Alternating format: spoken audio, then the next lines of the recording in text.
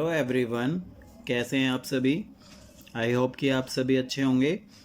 देखिए, आज की वीडियो में हम करेंगे चैप्टर 3 क्लास 8 का टॉपिक है अंडरस्टैंडिंग क्वाड्रिलेटरल और let's try first.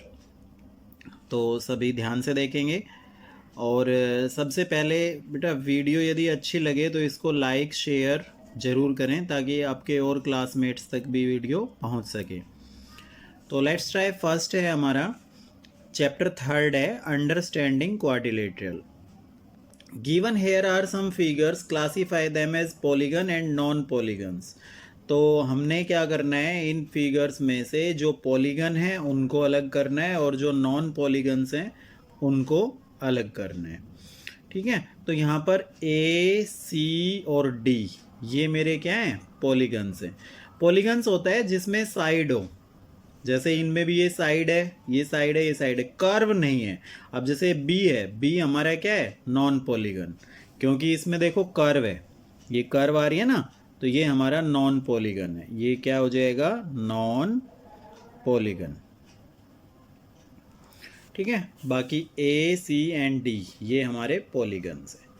Question number 2 है classify the following figures on the basis of the given curves. अब जैसे ये कर्व है बी पार्ट में, सी में, डी में, पूछ रहा है सिंपल कर्व। तो सिंपल कर्व कौन कौन सी हैं, ए बी एंड डी। ये ए बी एंड डी ये हमारी कैसी कर्व हैं, सिंपल कर्व।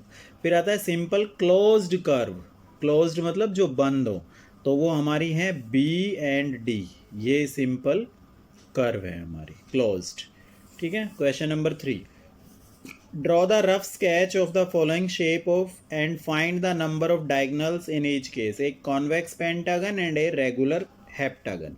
देखिए इसको कैसे करेंगे, यहाँ ध्यान देंगे सभी। 3 का फर्स्ट पार्ट कन्वेक्स पेंटागन। तो पहले तो आप पेंटागन बनाएंगे, इक्वल साइड्स होती हैं, पेंटागन का मतलब है 5 साइड्स। ठीक है, और अब इसके डायगोनल्स बनाएंगे जैसा डायग्राम में आपको नज़र आ रहा है। ये इसके डायगोनल्स हो गए, सी E B E A C A D.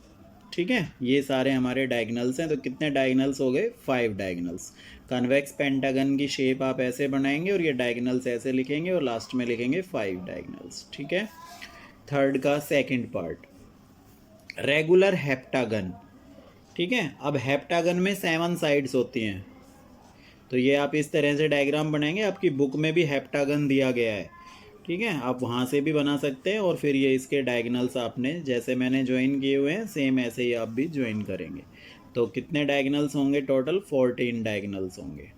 ठीक है, ये आप इजीली यहाँ से कर सकते हैं वीडियो में से।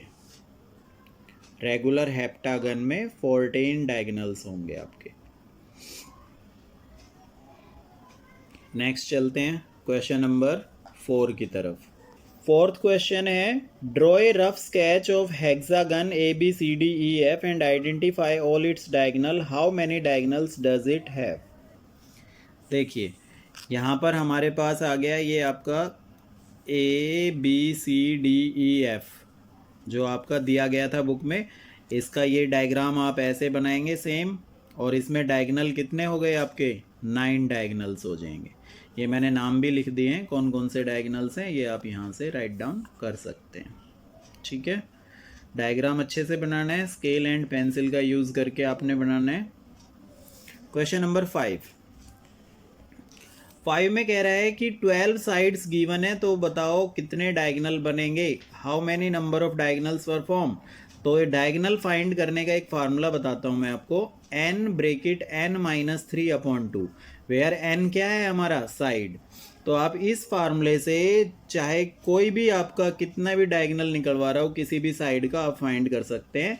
n की वैल्यू रखेंगे सिंपली, जैसे 12 है तो 12, यहाँ पर n की जगह 12-3/2, तो 12-3 आ गया 9, ये 12 एज इट इज़ अपॉन 2, 2 6 जा 12, 9 6 जा 54 डायगोनल्स।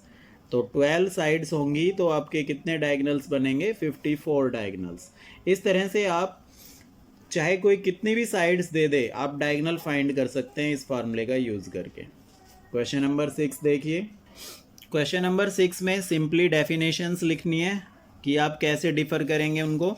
तो a polygon is said to be convex when measure of its each interior angle is must be less than 180 degree. यदि इंटीरियर एंगल सारे जो हैं उनका मेजर 180 डिग्री से कम है तब तो वो कैसा पॉलीगन है, कन्वेक्स पॉलीगन है। सारे एंगल 180 डिग्री से छोटे होने चाहिए इंटीरियर, तब वो आपका कन्वेक्स पॉलीगन है। फिर आता है polygon is said to be concave when measure of its each interior angle is not less than 180। यदि इंटीरियर एंगल आपके 180 से ज़्यादा हैं तब वो आपका क्या कहलाएगा, कनकेव पॉलीगन कहलाएगा। क्वेश्चन नंबर 7 देखिए, 7 में भी डेफिनेशन है, regular polygon having all sides and all angles are equal. Regular polygon होता है जिसमें सारे एंगल्स और सारी साइड्स इक्वल होती हैं। And in irregular polygon all sides and all angles are not equal. सारी साइड्स और एंगल्स इक्वल नहीं होते हैं। अब आपका डायग्राम दिया गया है, इसमें रेगुलर पॉलीगन कौन सा है, डी, और इरेगुलर पॉलीगन कौन सा है, ए बी सी। देखिए मैं आपको बुक पे दिखाता हूँ, ये देखिए ए हमारा है इरेगुलर, बी है इरेगुलर, सी बी इरेगुलर और डी रेगुलर। क्योंकि डी में देखिए सारे साइड्स क्या हैं हमारी, इक्वल हैं, तो ये रेगुलर पॉलीगन में आएगा। ये इरेगुलर है क्योंकि एक साइड तो इतनी बड़ी है, दूसरी साइड इतनी छोटी है, ये भी इरेगुलर है। समझ गए। Name two irregular polygon of each. अब इरेगुलर पॉलीगन बताना है हैविंग 3 साइड्स, तो आप क्या आंसर लिखेंगे, isosceles triangle and scalene triangle. ये दोनों इरेगुलर होते हैं 3 साइड्स में। हैविंग 4 साइड्स तो rectangle and rhombus, rectangle and rhombus. 9th question है, explain the meaning of each and draw the following shapes. A concave polygon, तो concave polygon और convex polygon की डेफिनेशन मैंने आपको पहले भी लिखवा दी है। क्वेश्चन नंबर आपका आया था 6। तो आप 6th क्वेश्चन में से जो हमने क्वेश्चन नंबर 6 किया है, डेफिनेशंस तो आप वहाँ से राइट डाउन कर सकते हैं, और डायग्राम मैंने आपके यहाँ पे बना दिए हैं। कनकेव पॉलीगन ये होगा, कन्वेक्स पॉलीगन ये होगा स्क्वायर। ठीक है, clear. 10th, classify the following figure as regular और इरेगुलर कन्वेक्स पॉलीगन। तो ये इरेगुलर है, ये भी इरेगुलर है, ये रेगुलर है, ये इरेगुलर है। ये पहले भी मैंने बताया था, जिसमें सारी साइड्स इक्वल होंगी वो आपका रेगुलर होगा। ठीक है, तो सिंपल क्वेश्चन है बिल्कुल। क्वेश्चन नंबर 10 देखिए, 10 हो गया। 11, look at the given figures and identify the difference in each pair, also draw the diagonals in each polygon. ये इसमें बताना है आपने कि क्या डिफरेंस है दोनों फिगर्स में। तो ये हमारी रेगुलर पॉलीगन है, ये इरेगुलर पॉलीगन है। ठीक है, ये हमारी कनकेव है, ये भी कनकेव है, लेकिन सिर्फ डिफरेंस क्या है, इनमें शेप्स में डिफरेंस है। बस इस तरह से आपने करना है। अब वो कह रहे हैं ड्रॉ द डायगोनल्स, तो डायगोनल्स जैसे मैंने आपको पहले बताया था उसी तरह से आप इसमें भी ड्रॉ कर सकते हैं ये। ठीक है, ये सारे मैंने आपको पहले बताए थे डायगोनल्स जो ड्रॉ करने के लिए, तो आप उसी तरह से इसमें भी डायगोनल्स ड्रॉ कर सकते हैं।